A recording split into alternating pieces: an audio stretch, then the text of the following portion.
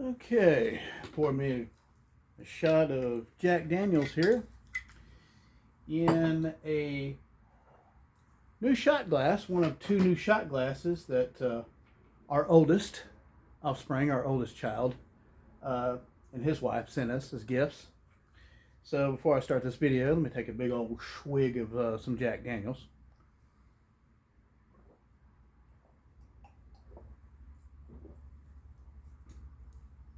If you look in the middle there, it's a big middle finger. So, with that said, it's nice to see the truth about South Africa coming out. I'm one of those that knew about it for years. In a former life, but in the same body right here. I'm not talking about reincarnation. In a former life, I used to give speeches, and I would talk about South Africa. Not speeches about South Africa, but I would talk about the things that are going on in South Africa, and it had gone on in South Africa in the past, including and talking about such things as the Battle of Blood River and things like that. And I've never been to South Africa, but I read extensively about it and what was going on there with the Boer and the white farmer and the Afrikaner. And it at one point bothered me so much in my past that I bought a flag of South Africa and I hung it above the head of my bed. So to me, it was symbolic. It was so when I go to sleep at night and I wake up in the morning, I'm always remembering the white South Afrikaners and the Boers, the white South Africans, and what's going on there, because I knew it was like a canary in a coal mine type thing. It was showing us how things could go. Now, I no longer, when I came to metaphysics, and I, talk about metaphysics, because here on YouTube, my channel isn't for anything specific. It's just for different things I'm interested in, things I like, videos about work, all sorts of things. I just use YouTube for fun, and I use it as a tool, but so I have different videos about different things that I put up. I used to put up a lot of videos of myself, my wife, and our youngest son working out with us, lifting weights. I took all those videos down because I was going to redo my YouTube channel, do something different. But anywho, so with that said, I like to just have YouTube mainly for fun and to just make videos for fun, to document certain things and stuff like that, and to as a way to share videos with some friends and families and acquaintances and certain people. I can send them links. But I made a video of myself sitting here in this very chair at this table here, drinking some moonshine and just chatting about moonshine. And I referenced these two books right here, The Redneck Manifesto by Jim Goad. They Were White and They Were Slaves by Michael Hoffman. Now, I read this book years ago and I'm rereading it now. And this book talks about the white slave trade and what went on with whites. And so nobody has a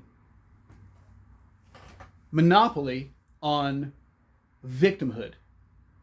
Now, when I came to metaphysics, come away from Christianity and went into metaphysics, starting with Christian mysticism and got me into metaphysics, I began to realize the whole victimhood thing, no matter who you are, these people, everybody wants to be a victim these days, right? Usually it's the victim of the white straight male. And because, as I said years ago in a speech I gave in the beginning of my activism back in those days, I gave a speech to a crowd and I said, have you noticed that everyone here in America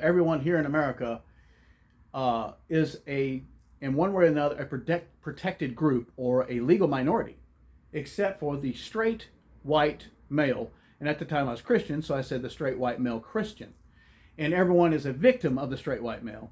Now you can have, they've even, the white women they've turned the white women against the white man. That's what I said in the speech, And the gay white male, or if he's handicapped in a wheelchair, blind or something like that, he's a protected group. But the healthy straight white male, Christian male is what I said back then, is the only one that's not a protected class here in America with civil rights protections and things like that. And that's true. You can be a white straight male, but be of a different religion, not Christian, and you get protection, things like that. And I was trying to point out something, that everyone wants to be in the industry of victimhood. Everyone wants to be a victim. Well, who's the victimizer? Well, the victimizer has to be the white straight male, right? You can call it conservative male, Christian male, whatever. And everybody wants to be a victim, and so it's so cool to be a victim. But you've got some, and it's pretty sweet actually. I'm very appreciative because I read this book years ago. First read it years ago. I'm rereading it now. They were white and they were slaves. The Untold History of Enslavement of Whites in early America, but they were enslaved in Europe too. They were enslaved in Arabia and things like that. And people need to understand no one has a monopoly on victimhood. Okay? So it's neat to see black folks on YouTube reading this book, and thank y'all for this. I consider you, if you're a human being, you're my brother or my sister, whatever gender you claim. You're my brother and my sister. We're all of the one God, the one source, the one mind. I have come to learn these things. So anyhow, I like, give a big finger to the people that are claiming that there's no white slaughtering of white farmers in Africa, South Africa, things like that.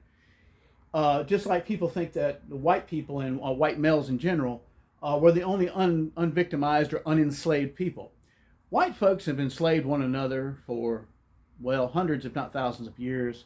Every race has enslaved and victimized itself. Both genders have victimized. Women have victimized men. Men have certainly victimized women. Everyone has been victimized. Is that who you want to identify as? As a victim? No, I do not. It's who you identify to be. I like to see strong black folk who are strong about themselves and strong about their people.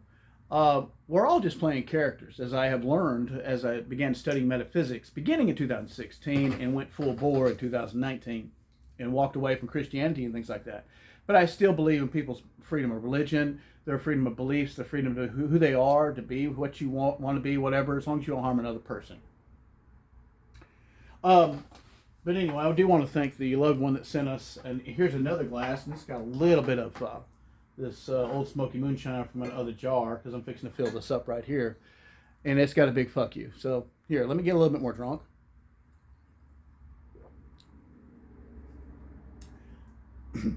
My sweet and beautiful wife over there off camera looking at me smirking. But as I refuel it, as I fill this decanter with another wonderful jar of Old Smoky Moonshine, which I've just taken an affinity for. I want to talk about how that no one has a monopoly on victimhood. And every race in general has, and both genders, have victimized the opposite gender, different races, and their own race and their own gender. They have victimized one another. How do you like my homemade funnel right here? Water bottle. I'm going to fuel this up right here. Fuel it up. Fuel up the gas tank here. Just go corn liquor. But it used to really bother me about the white South Africans. It used to really bother me. A little bit left in here. This takes almost a quart. I am so proud of this little $10 decanter. My wife found it. What I believe the only way is for all peoples to recognize that that their people have victimized others and even victimized themselves. Okay, Jews have mistreated one another. They've mistreated people that weren't Jewish, and more people are beginning to realize that. YouTube is showing that more and more people are realizing that. But see, someone like me, some people would call me an old head. Some people, and I don't feel old, but yeah. I've been knowing about this shit for decades, and so have a lot of other people. They've been knowing about what's going on in South Africa. They've been knowing about how white people enslaved one another, how Arabs and others enslaved white people, how there were blacks that owned black slaves in America, just like there were whites that owned white slaves. And it's not indentured servants, it's actual slaves. But you can YouTube around or Google around, and you can find black folks reading this book, and some of them are crying, and I want to hug them. Thank you. Thank you. Because I come from a background where I was in a movement where it was all anger and rage. I was a very angry and enraged person, had righteous indignation. I was very angry about how people were, how the white folks were being ignored. But instead of focusing on victimization, whether real or imagined, whether actually historically accurate or not, and all, like I said, black slavery sucked. That was fucking ridiculous. But white slavery actually was worse. And black slaves that could read and write, and blacks that could read and write, talked about how whites in the 16, 17, and 1800s in America, white slaves, called indentured servants, were treated worse than black slaves. And black folks have talked about that. Have you ever read Thomas Sowell's books or any of his writings? Have you ever been on his YouTube channel, Thomas Sowell? I've read one of his books. And in that he talks about, how we need to realize that everyone has been victimized. But do you want to identify, when it comes to metaphysics and manifesting and things like that, do you really want to identify as a victim? No. What we need to do is start saying, hey, we got a ghost over there by the sink, honey. You need to realize, we need to realize that everyone has been a victim. Just like in your life, you've had victims. Do you want to identify as a victim? Because metaphysically, that's what you're going to manifest is more victimhood. So instead, let's learn from history, this Redneck Manifesto, how hillbillies, rednecks, and white trash became America's scapegoats by Jim Goad. Highly recommend this book. I read a little bit from it. Decided it in a previous video. I may link under this one. I don't know. Just check the description. Books like this, you begin to realize that we can choose victimhood, or we can say, you know what? We're all the one source, the one God, if you will. I know that white South Africans, for the most part, are very, very religious Christians. God bless them. I've read enough books, I know. They're very, very religious folks, and I respect that. I used to be a very religious Christian. I'm not. I'm a heretic now. I'm into metaphysics and mysticism and the occult. No, I don't worship the devil. That's fucking stupid. Although some people may claim that. But anyhow, that is what it is. I used to believe that too. I used to think it was all devil worship. But anyhow, all of these people, all of us, I should say, all races, all people, both genders, because there's only two genders, by the way. All of us have been mistreated, maybe not you and I, but in the past. Every race has enslaved its own self, mistreated itself. Both genders have mistreated each other, both genders and each other. It comes down to, I believe that the future of man is this metaphysical or spiritual awakening. What I have learned is the true second coming of Christ, the coming of the Christ mind, the awakening. There are those who are going to choose to stay. In the Bible, you have, when I started to read the Bible after 30-something years of reading it literally and theologically and doctrine-wise, I began to see the Bible as Christian Gnostics and Christian mystics see it. And the Christ mind is an attitude, a state of mind. And it's a state of mind of seeing this world that you are God as Christ, the Son of God. We are all sons of God, expressions of the one mind. In different races, one of the two genders, and your sexual orientation, if you're homosexual, lesbian, homosexual, whatever, no one cares about that. If it's consenting adults, who gives a shit? Whatever you do in life, you should be free to do as long as you're not harming another person or their stuff. You should be free. Now, when I was a Christian, I called myself a Christian anarchist. I've always believed that people should rule from their hearts and not from some government office or bureaucrats or politicians. That's a different video. And I've made videos about that in the past, and I've uploaded them, downloaded. I've had multiple YouTube channels. But anyhow, the point being is that we should stop seeing ourselves as victims, and even stop seeing, like the white South Africans or blacks or whatever, stop seeing people, or Jews or whatever, or women or whatever, or gays. We should stop seeing people as victims, and they need to stop seeing themselves as victims and say, hey, it's time to spiritually evolve, or psychologically or sociologically evolve. and start seeing one another as brothers and sisters, no matter your race, sexual orientation, lifestyle. As long as you don't harm another person, we're brothers and sisters. And I am so happy where I come from a movement of anger and rage and frustration. And I came into metaphysics and became what I call truly spiritually awake. Whereas since 13 years old, I was a very religious and very dedicated Christian to one form or another, one phase of another. Started out as a Southern Baptist and all that. Went to that because I took the Bible literally. And for those of you that take the Bible literally, I respect that, because I did it for over 35 years. I can't remember exactly right now. I did that for many years, and I'm in my middle 50s now. And I did it from the age of 13. I hit the ground running, head down, ears back, as a very hardcore Christian.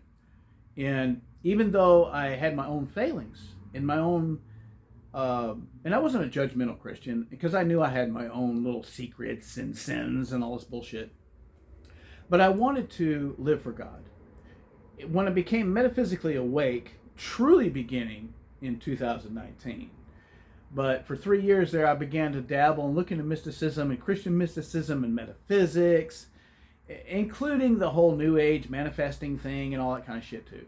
And I got to looking into things and I opened with an open mind, and I said, you know what, this makes a lot of sense to me. Now when I read the Bible, certain passages ring true to me, metaphysically true. But be that as it may, my whole point of this video is I just wanted to ramble on a little bit, burn up a little bit of your time, drink some liquor on video, flash some politically incorrect books, and, point out to people that we must be open-minded and kind to one another, because we are one another. As the great Neville Goddard, the Christian mystic himself, that got me started in this stuff, well, his recordings and writings did, because he's passed away years ago. As he said, we are all basically God, experiencing ourselves as man. And when we begin to awaken, our job is to awaken our brothers and sisters, no matter your race, your sexual orientation, whatever, your victim status, that you are God and you're not a victim of anything. This is a dream world for the one mind, the one God.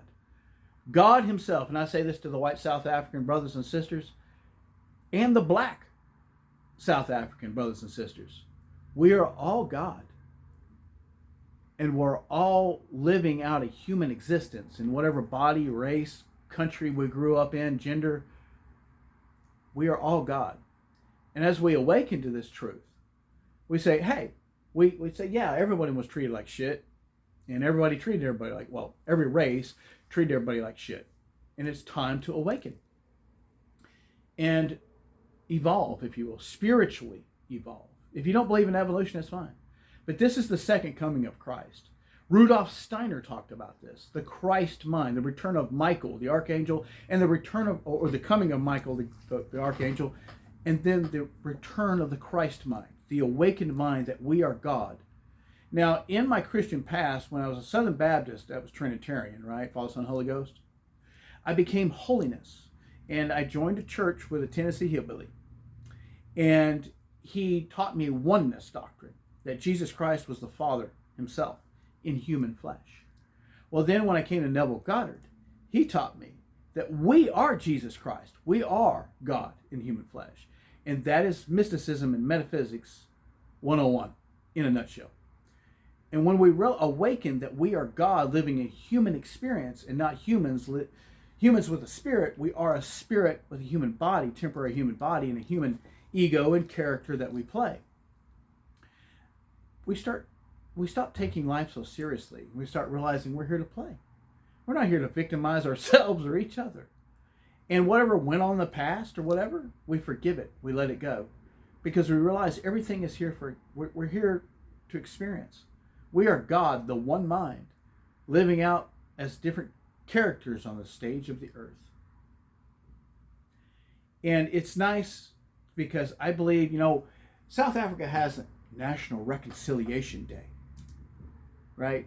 That came about with the ANC. I'm not going to get into that. If you know South African history, you know what I'm talking about. Well, of course, I'm an American, a Southern American. Southern and proud.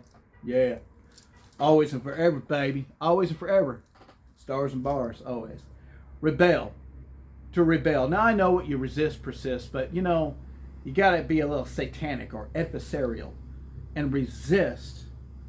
Not necessarily resist, but disregard those things. Acknowledge them. Just like when you want to manifest things, you acknowledge the feelings you have, the frustrations you have, but you still are in the awareness of what you want to manifest will manifest. Well, that's the way this ex-white power racist guy, that's the way Christian identity guy, this is the way X that I began to realize, and that's the true healing in the second coming of the Christ, is the awakening of the mind of man. And Neville Goddard talked about the awakening of God within man. We begin to realize this is just a play. And then when our bodies die, like my name is Ryan. That's a character I'm playing.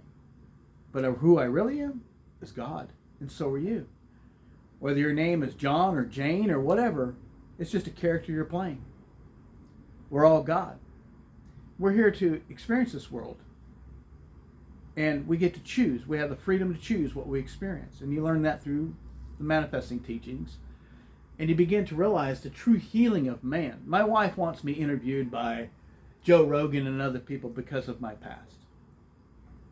I don't know if anybody be interested in my past, but I was a very, let's say, very dedicated Christian identist. Very dedicated Christian racist. Very, very hardcore. That's all I'm going to say for now. And if I can come to this truth of metaphysics and spiritual awakening, anybody can.